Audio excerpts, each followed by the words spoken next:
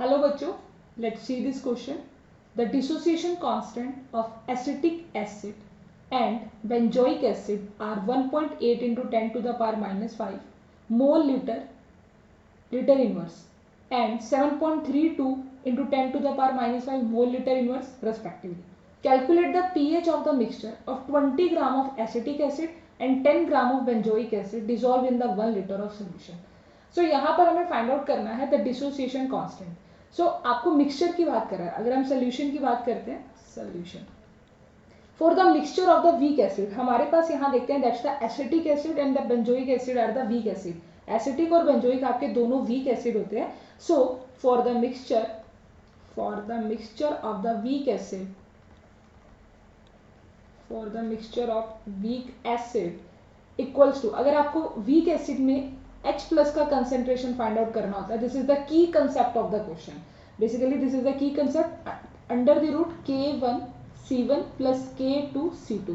So K1 and K2 are the dissociation constant of particular acid and C1 C2 भी the concentration. C1 C2 आपका हो जाएगा concentration. Now आपको क्या करना है, H plus का concentration find out करना है और यहाँ पर उसके बाद आप pH निकालेंगे because we know that the pH is equal to minus log H plus. This is the formula of the pH. So first of all the K1 आप dissociation constant consider कर सकते हैं acetic acid का. This is for the acetic acid. So K1 is equal to 1.80 into 10 to the power minus 5 and C1 concentration कैसे find out करते हैं, given mass upon molar mass. So this is the acetic acid and acetic acid का given mass 20 gram है. So this is the 20 gram and the molar mass acetic acid का formula होता है CH3COH. This is the acetic acid और अगर आप इसका molecular mass find out करते हो so this is the 60 and equal. जब हम इसे कैंसिल आउट करेंगे what you get, this is a 1/3. Similarly इसी तरह हम फाइंड आउट करने वाले हैं अपने बेंजोइक एसिड का. This is the benzoic acid. So benzoic acid की अगर हम बात करते हैं तो बेंजोइक एसिड पे आपका जो K1 है वो कितना दे रखा है, आपको K1 दे रखा है 7.32 into 10 to the power minus के 5.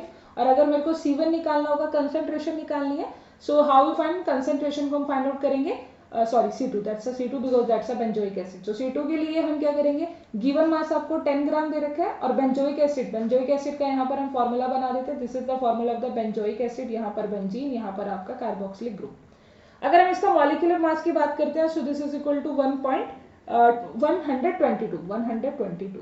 सो ये आपका क्या आ जाएगा 120, 10/122 से आप लिख सकते हैं. कंसेंट्रेशन आ जाएगी that's a mole litre inverse because. और यहाँ पे ये कंसेंट्रेशन का एक और है, आप ये देखेंगे कि कंसेंट्रेशन का फॉर्मूला होता है number of moles divide by volume.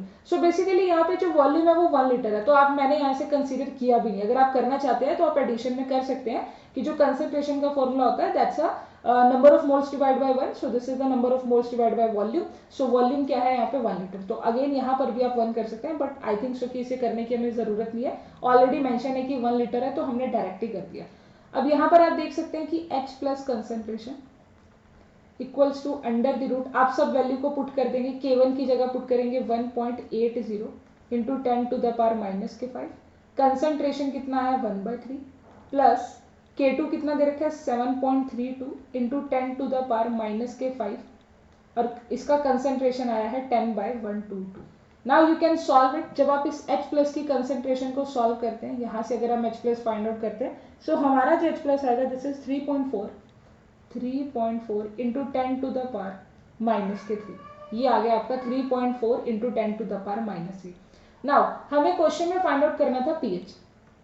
हमें अपने क्वेश्चन में फाइंड आउट करना था pH. तो pH को फाइंड आउट करने के लिए अभी हम क्या करने वाले हैं, जो H प्लस का कंसेंट्रेशन है, जो H प्लस का कंसेंट्रेशन है that's 3.464 into 10 to the power minus के 3. okay, and pH is equal to minus के log H plus.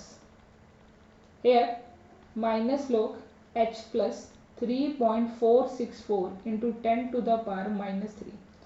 now solve it. अब इसे हम सॉल्व करेंगे. log वगैरह सॉल्व करना आता होगा आई थिंक. सो log का वैल्यू सॉल्व आउट करने पर आपका आंसर आने वाला है 2.46. so 2.46 and near about equal to 2.5. so the correct option, this is the right option of that question, 2.5. I think B is the right option. yeah, B is the right option. I hope you understood it well. Thank you so much.